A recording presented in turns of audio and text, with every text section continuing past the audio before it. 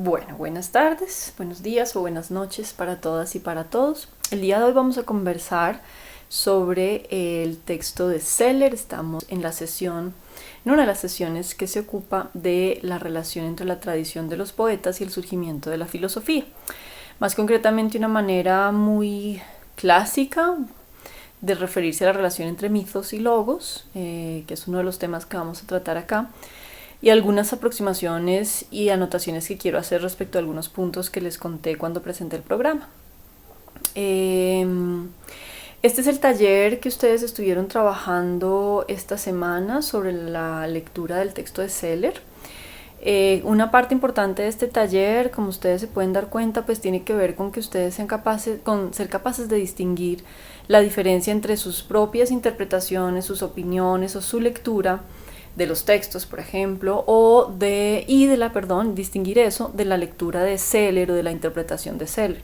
De manera que cuando, por ejemplo, yo les pregunte por qué estudiamos filosofía antigua griega para Seller, ¿cierto? Ustedes sean capaces de distinguir lo que el autor dice o lo que ustedes interpretan que el autor dice y sus propias lecturas, sus opiniones, sus ideas, etc. E incluso las ideas de la profesora. También hay que distinguirlas ahí. Uno de los elementos que tiene esta sesión, y es algo sobre lo que les quiero llamar la atención, es que Seller es un historiador de la filosofía del siglo XIX. Es decir, que su manera de leer es una manera de leer bastante distinta o que tiene unas diferencias importantes con cómo leemos filosofía antigua contemporáneamente y muchas, digamos, incluso dentro de la manera como se lee contemporáneamente también hay muchas vertientes. Entonces, en esta sesión ustedes tienen como bibliografía secundaria un texto de Jonathan Barnes, que es un comentarista mucho más, digamos, que no solo contemporáneo, sino que representa muy bien el canon, es un referente importante en cuanto a cómo se hace filosofía antigua en las últimas décadas, o más recientemente. Bien, digamos que como en la tradición que más hegemónica un poco, si se quiere.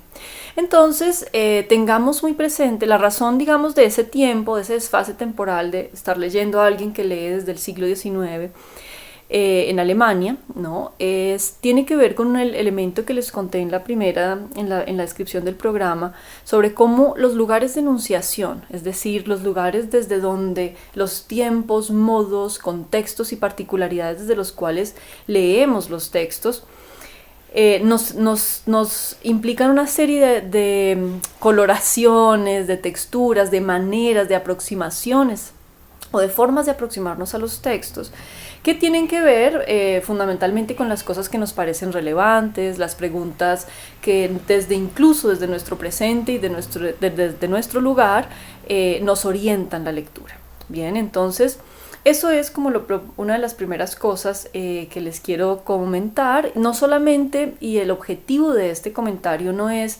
para generar estrategias para borrar todo tipo de condición contextual de nuestra forma de leer. No se trata de eliminar todas esas condiciones, no se trata de aspirar a hacer una lectura neutral o imparcial bajo la idea de que eso es imposible simplemente, sino se trata de que seamos muy capaces de revisar nuestra lectura, de ser conscientes desde dónde leemos nosotras en particular, las otras personas a las que leemos y a quienes respetamos en su posición, en su capacidad de lectura, interpretación, etcétera, o cuyas lecturas en cualquier caso nos interesan. Bien, entonces esa sería la primera anotación con la que quiero empezar el día de hoy, y vamos a hacer entonces algunas consideraciones en esa línea, porque pues el texto de Seller de todas maneras tenía como esa pequeña trampa. Hay un montón de afirmaciones que están ahí, que no son obvias, que no son evidentes de ninguna manera. Hay algunas gratuitas, hay algunas que están justificadas, pues a las que se les ofrecen argumentos, y como lectoras pues vamos a aproximarnos de una manera crítica, también tratando de entender lo que dice el autor, pero con una conciencia muy clara desde dónde lo dice, ¿no? Y cuál es el horizonte o el marco de sentido de sus afirmaciones. Bien, vamos entonces al texto de Seller. Vamos a tratar solamente la introducción y una parte pequeña de la introducción en realidad por el día de hoy, pues en este video, que espero que no sea, pues que no sea tan extenso tampoco, él inicia planteando algunas preguntas que le van a dar, digamos, que una orientación a todo lo que viene. Fíjense ustedes, por ejemplo, él pregunta: 14 siglos no han sido suficientes para desalojar a esta filosofía pagana y tornarla superflua para nosotros. ¿Acaso la filosofía de la época moderna no ha superado los resultados del pensamiento griego, así como lo han hecho nuestra ciencia natural y la tecnología con las realizaciones del mundo grecorromano en tales sectores, al punto que ya no tenemos nada que aprender de los antiguos? Parece que cada pueblo y cada edad poseyera su propia y particular filosofía. ¿Cómo puede entonces la de una comunidad desaparecida hace tanto tiempo, cual la griega, pretender tener para nosotros ahora algo más que un interés de anticuario? Entonces, estas son las preguntas en la manera como él formula cuál es el sentido de hacer filosofía, o de leer, o de estudiar, o de aproximarnos a la filosofía griega antigua desde nuestro tiempo. Y fíjense que, claro, ya el presente para él, el presente de la ciencia natural y de la tecnología, etcétera, va a ser distinto, y es distinto, de hecho, del nuestro, desde el que estamos leyendo nosotras acá en particular. Por ejemplo, en el curso de Filosofía Antigua de la Universidad Pedagógica Nacional en Colombia, en Bogotá, en el primer semestre del 2020, ¿no? Digamos que ahí hay unas anotaciones importantes sobre cuál es ese presente desde el cual nos aproximamos a la filosofía antigua. Bien, desde ese horizonte de preguntas, teniendo en mente, digamos, ese horizonte de preguntas, y les sugiero que siempre que lean cualquier texto en filosofía, pues hagan mucho énfasis en las preguntas iniciales, o identificar qué se propone hacer o cómo plantea un autor o una autora las preguntas que quiere trabajar, los problemas. Entonces, el segundo elemento tiene que ver con esta noción del hombre moderno. Es decir, él dice, en primer término, el hombre moderno es atraído hacia estas investigaciones por un motivo histórico. Permítanme un segundito que no alisté mis apunticos de acá. Bien, entonces, el hombre moderno es atraído hacia estas investigaciones por un motivo histórico. Entonces yo les quiero hacer la anotación o la indicación de que, fíjense ustedes, que el hombre moderno, la expresión, quiero hacer énfasis en la expresión el hombre moderno.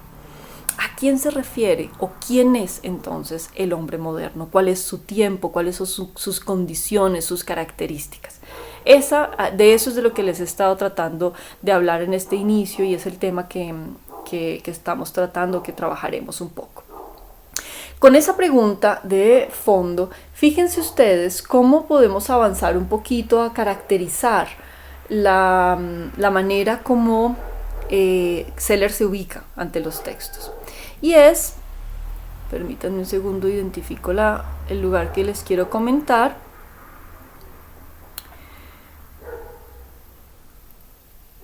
Bien, entonces él nos plantea la posibilidad de hablar absolutamente de una historia de la filosofía, ¿cierto? Y aquí empiezan a aparecer una serie de comentarios que son muy particulares, ¿cierto? No todo pueblo, ni siquiera toda comunidad civilizada ha tenido filosofía. Muchos pueblos poseen santos, profetas y reformadores religiosos, mas solo muy pocos han producido filósofos.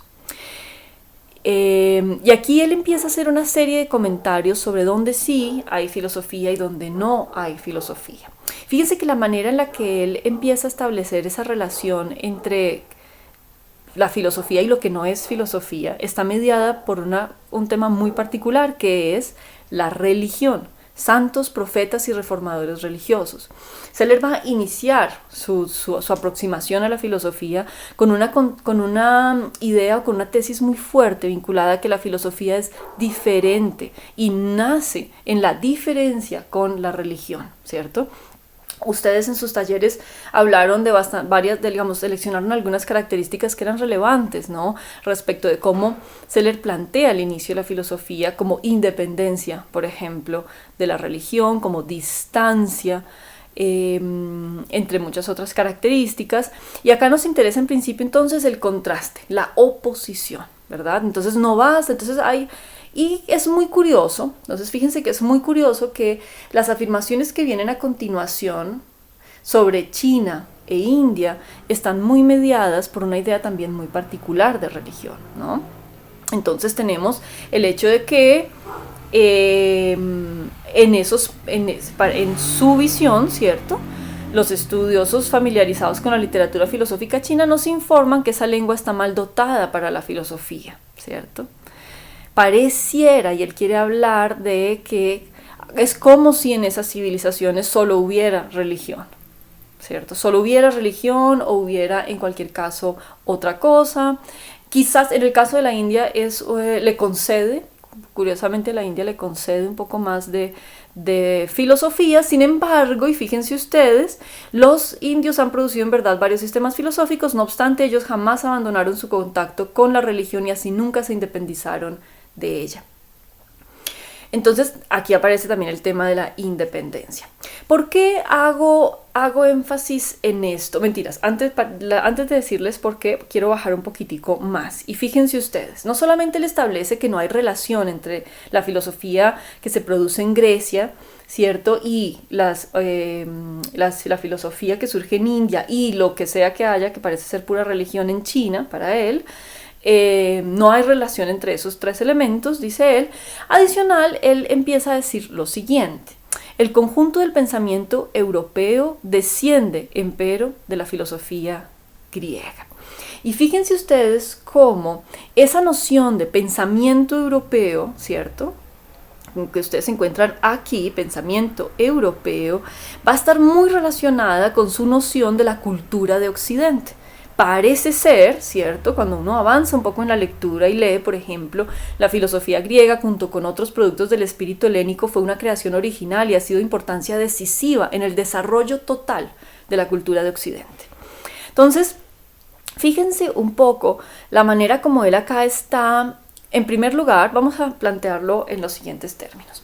En primer lugar, él está otrificando a Oriente, ¿cierto? Está haciendo o diciendo que esos otras que él denomina o que identifica como culturas, ¿cierto?, no dieron lugar a la filosofía, ¿cierto?, y que son radicalmente distintas de la filosofía que es de factura europea, ¿cierto? Y que es esa factura europea, esas raíces griegas de lo europeo, las que constituyen o hacen parte de la semilla de lo que a su juicio es la totalidad de la cultura de Occidente. Entonces, fíjense cómo el movimiento, lo que está sucediendo acá, hay una suerte, si ustedes quieren, de racialización, de etnización de las culturas, de las ideas filosóficas, según las cuales hay un nosotros y un ellos. Y fíjense que aquí el nosotros es un nosotros europeo. Él se ubica, ¿cierto?, en Alemania y se ubica como portavoz o como heredero o como miembro de una herencia que es de raigambre o que él afirma que es de raigambre griega, que es muy distinta a su juicio y que no tiene relación con unas que considera otras distintas y no filosóficas, ¿cierto? O filosóficas en un sentido, o en el caso de la India que le concede filosófico en un sentido muy distinto porque no logró supuestamente la independencia de la religión. Entonces, este primer elemento me parece bastante destacable porque muchas veces en filosofía pasamos de lado comentarios como este. Si bien este es un comentarista, un especialista del siglo XIX, hoy en día todavía nos encontramos con comentarios como estos.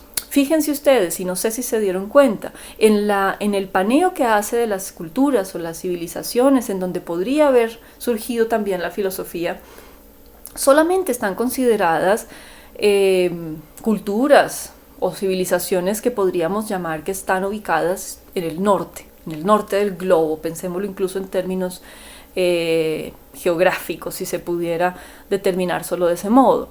Fíjense que no hay ningún tipo de consideración de, por ejemplo, culturas que nosotros ubicáramos o civilizaciones ubicadas en la África, ni siquiera en el Medio Oriente, porque él solamente está pensando en India, ¿no? Aunque bueno, luego más adelantito él inicia algunas cosas porque va a tener muchos problemas sobre el origen de la filosofía que está en Jonia, ¿no?, etcétera. Pero fíjense que no hay ningún tipo de consideración sobre culturas o civilizaciones africanas, culturas o civilizaciones nativas americanas, ya sea del norte, ya sea del sur, de Centroamérica, caribeñas, y un montón de otros lugares o escenarios en los cuales ha habido agrupaciones humanas con cultura, con civilización. Entonces fíjense que hay como hay una suerte de movimiento según el cual se extrae, la filosofía solamente tiene un origen, ¿sí? Solamente tiene un origen, una fuente, un momento en el cual inició, ¿verdad? Entonces esa es la primera tesis, la primera idea que quiero que tengan muy en mente y que relean los textos o vuelvan a su taller. Bueno, a su taller en particular, en el taller yo estaba preguntándoles muy específicamente qué piensa Seller, pero ya es el momento de que ustedes vuelvan o de pronto con estas intuiciones que vuelvan a releer, a ver cómo lo ven, ¿verdad? La idea es que, entonces, primera idea, la filosofía solo tiene un comienzo, y es el comienzo griego que le da la herencia europea, digamos, al pensamiento, la cultura de Occidente, ¿cierto? Y esa parece ser una idea tremendamente etnocentrista, ¿cierto? Centrada en un pueblo, en una geografía en concreto, en la historia de una parte, además, de una población, pues como luego iremos viendo. Avancemos un poquito. Avancemos un poco y entonces veamos cuáles son esas características que a él le parece que son tan únicas y que hacen que solamente en Grecia hubiera nacido filosofía, ¿cierto? Que fíjense que parece que el movimiento es, ¿qué fue lo que nació en Grecia? ¿Cierto? Y luego, con ese rasero, vamos a medir todas las culturas o todas las otras posibles candidatas a culturas o civilizaciones y vamos a ver si tienen o no eso que tenían en Grecia. Y eso ya es, de entrada, pues una tesis súper gruesa sobre cómo proceder para examinar las producciones de pensamiento, las producciones culturales de un montón de grupos humanos y de comunidades. Bien. Avancemos un poco entonces, como les decía, sobre las características. Primero tenemos la idea de que a Seller le parece que filosofía y religión son cosas radicalmente distintas, que la filosofía surge como un proceso de independencia o de ruptura con la religión. Segundo, la caracterización de eso como un componente de, como ustedes ven acá, mayor imparcialidad, ¿cierto? Parece que le interesa la imparcialidad. Fíjense esta frase incluso. Tampoco nunca una comunidad, hablando de los griegos, observó el mundo a su alrededor y buceó dentro de las profundidades del universo con más atenta penetración que ellos. Además que es bastante curiosa la metáfora de la penetración, porque uno se pregunta si podría haber un sentido que no fuera sexual en un contexto como estos, o un uso pues como tan de un verbo tan cargado, ¿no? En términos sexuales. Pero bueno, fíjense, ninguna otra comunidad observa. Entonces parece que la filosofía tiene que ver con observar el mundo, ¿cierto? Con una forma de observación, bucear, como introducirse hacia algo que es muy profundo, ¿no? Hacia la profundidad del universo, con una suerte de atención penetradora, ¿cierto? Hacia ese mundo. Y entonces ya vamos algunas, digamos que ya hemos avanzado en algunas características. Fue este equilibrio, combinado con un vigoroso sentido de la realidad y un idéntico poder de abstracción, el que los habilitó desde muy temprano para reconocer sus ideas religiosas según lo que ellas realmente eran, creaciones de la imaginación artística, y colocar en lugar de un mundo mitológico otro de ideas, construido por la energía del pensar humano independiente, el logos, el que podía pretender explicar la realidad de modo natural. Fíjense la cantidad de cosas que está diciendo acá y la cantidad de tesis implícitas que tiene. Bueno, y muy explícitas algunas. Entonces, la filosofía es una manera de observar la realidad, como de penetrar la realidad y la profundidad de la realidad, que viene atada a un sentido de realidad. Entonces fíjense que reitera como esta noción de que es un vínculo con lo real, y además, pero curiosamente, no solamente es un vínculo, parece que para él es observar la realidad, pero al mismo tiempo también es ser capaz de abstraer cosas, ¿cierto? También es una actividad de abstracción. Y según él, estas características llevan a los griegos a ser capaces de reconocer a la religión como imaginación artística. ¿Sí? Y fíjense que la expresión que utiliza acá es bastante fuerte. Entonces, la religión es como imaginación artística, ¿verdad? A eso es a lo que él va a llamar el mundo mitológico, un mundo imaginativo, como muy creativo, ¿no? Al que se le opone el logos, ¿no? El logos. ¿Y a qué se va a referir entonces él con este tema con este tema de el logos. Primero él está hablando acá de que el logos explica, ¿cierto? Entonces es como es una empresa explicativa, ¿cierto? Es una empresa de explicación y que más adelante pues él va a estar vinculándola con, y que va a llamar a eso una suerte de proceso de pensamiento, ¿cierto? Un proceso de pensamiento que está, digamos, cuando él está utilizando logos acá, que es un término en griego, está también vinculando ese término con lo que hemos llamado una suerte de racionalidad, por ejemplo, con la razón y con un tipo de racionalidad que parece estar muy vinculada quizás a una suerte de pensamiento científico, ¿cierto? Que es que aquel que explica, que ofrece un cierto tipo de explicaciones, ¿no?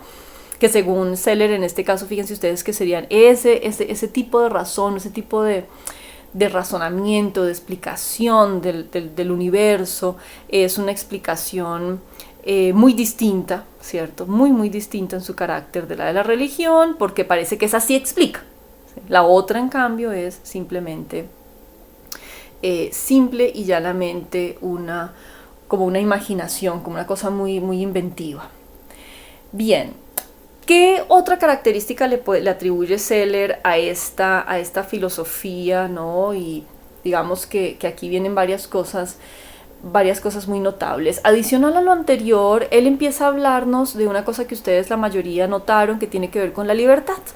Entonces dice él, fueron los griegos quienes obtuvieron para el ser humano libertad e independencia en el pensamiento filosófico, los que proclamaron la autonomía de la razón y le dieron a esta una doble tarea. Parece que, fíjense que para él entonces uno de los conceptos centrales va a ser la libertad y la independencia, ¿no? Y una noción de autonomía. Ustedes saben que la autonomía pues literalmente significa como darse a sí misma la ley. Inmediatamente nos empieza a explicar un poco esa doble tarea. El saber en el sentido griego incluía no solo la explicación teórica del mundo, sino también una definida actitud práctica ante la vida. ¿A qué se va a estar refiriendo él con estos dos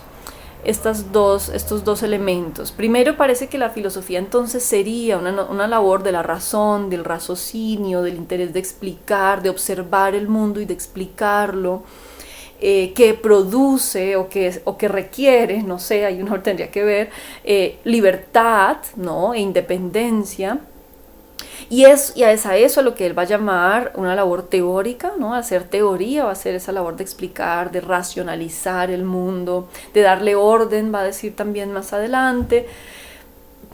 Y la actitud práctica ante la vida, pues seguramente va a tener que ver un poco en el caso con esto que él llama aquí más adelante una suerte de ética, ¿no? Que le parece que la autoridad religiosa no constituye ética, sino que es la filosofía como la que se inventa la ética, es decir, las reflexiones sobre cómo vivir bien o cómo llevar una buena vida.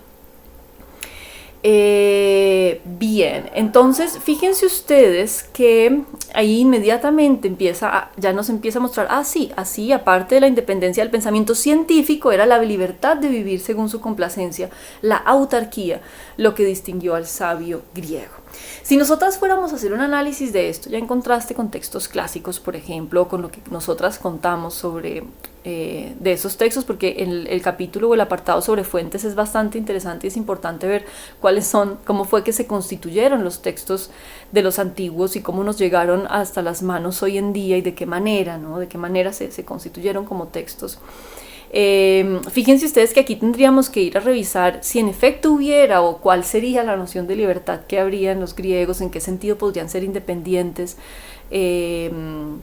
y en qué consiste esa llamada autarquía que aquí él está diciendo qué significa para Seller. Por eso les digo, habría que ir a mirar a los textos y contrastar, obviamente, pero acá él está diciendo el pensamiento científico era autárquico porque otorgaba libertad de vivir según su complacencia, ¿no? Según la complacencia del sabio griego. Bien.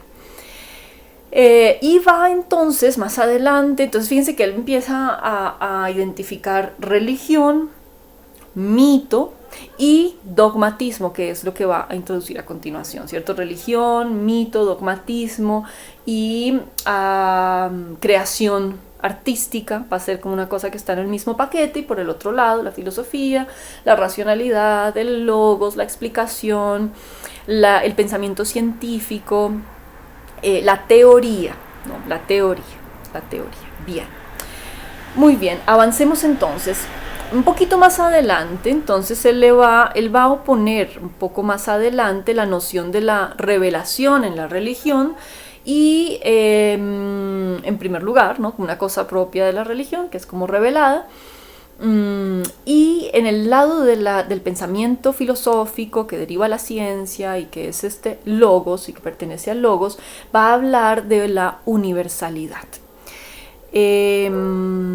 Permítanme, ubicamos acá de pronto para aquí. Este rasgo prestaba a la filosofía griega su universalidad y le concedió un lugar en la vida de los helenos mucho más importante y significativo que el que la filosofía moderna jamás ha poseído.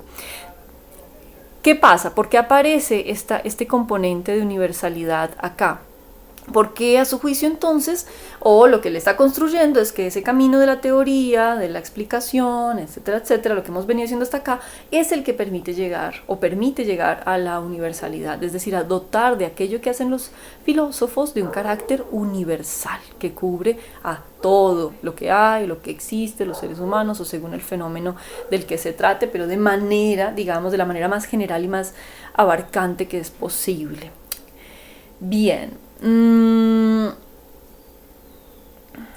Bien, dejemos hasta acá uno de los sí, muy bien.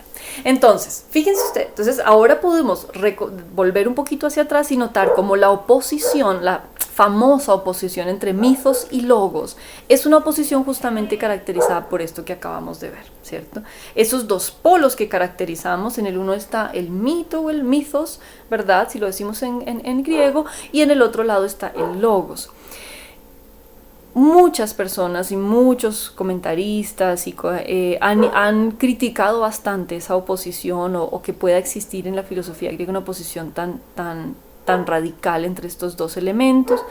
Para eso yo les sugiero bastante el texto de Catherine Morgan que está en el programa, que está acá, Morgan 2004, para ampliar, digamos, o para aproximarse a versiones contemporáneas un poco de cómo se ha hecho crítica a esta idea de que el mitos es radicalmente opuesto al logos. Fíjense además que luego cuando él avanza, digamos que mucho más adelante en el texto, él empieza a referirse a Homero, se refiere a toda la tradición de los poetas que son de muy diversa índole. Ustedes saben pues que hay diferentes tipos de poesía en la antigua Grecia, y es muy curioso que en ese rastreo que él hace de cómo él empieza a hablar de algo así como si el logos estuviera en determinadas épocas de la filosofía griega escondido, queriendo nacer, ¿no? Detrás, empezando a desprenderse progresivamente del mitos, como si hubiera una suerte de pugna según la cual al principio el logos estaba como demasiado cerca, menos independiente, y como si la historia fuera una suerte de línea progresiva en la cual el progreso de la humanidad y la civilización y la cultura consistió justamente en desprenderse del mitos, ¿no? Esa es una de las ideas que más vamos a desafiar, que más vamos a criticar en este curso. No solamente lo haremos como lo hicimos en la lectura de Siodo, sino que en lo que sigue la clase vamos a estar todo el tiempo poniéndole mucha atención a los recursos propiamente vinculados al mitos que usan los filósofos en esa época, y cómo mitos y logos empiezan a no ser cosas tan claramente distintas, ¿no? Eso lo vamos a ir viendo poco a poco. Espero que la intervención del día de hoy les haya dado algunas pistas y claves de lectura interesantes. Les deseo una bella semana y espero que estemos muy pronto en contacto. ¡Feliz día!